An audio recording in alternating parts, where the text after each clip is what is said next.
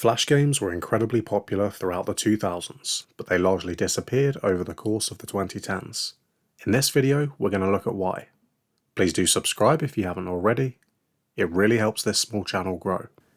You likely remember browser-based Flash games such as Bloons, Lime Rider, The Last Stand, and The Impossible Quiz, just to name a few. These are all available for free on websites like Newgrounds, Miniclip, and Congregate. The games were created using Adobe Flash, a multimedia platform used for creating animations, interactive content, and games. Flash's original design wasn't built with modern web security in mind. It was first developed in the mid-1990s, a time when the internet was a very different place, and web applications were far less complex. As web standards evolved and security concerns grew more pressing, Flash struggled to adapt to the heightened demands of a modern internet.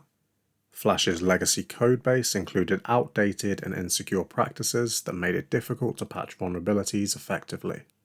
As Flash evolved, more features were added on top of an aging foundation, which made the software more complex and more prone to errors or gaps that could be exploited by attackers. This made Flash very time-consuming and expensive for Adobe to patch.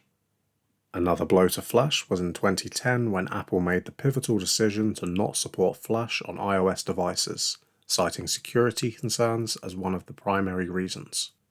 Steve Jobs criticized Flash in his famous Thoughts on Flash letter, where he highlighted the platform's poor performance and security vulnerabilities, particularly on mobile devices. I've left a link to the letter in the description if you'd like to have a look.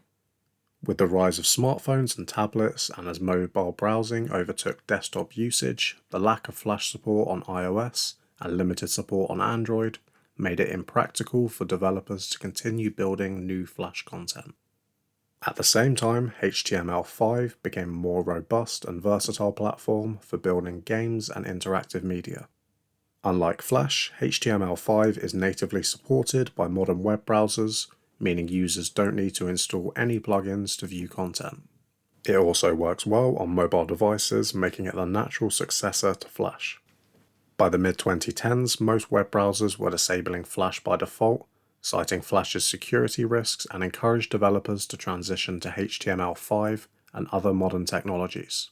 Adobe officially stopped supporting Flash Player on December 31st, 2020. On January 12, 2021, Flash Player began blocking content, effectively marking the end of Flash-based web games and applications. What was your favourite Flash game? Let me know down in the comments, and please do subscribe if you've enjoyed this video, and thanks for watching.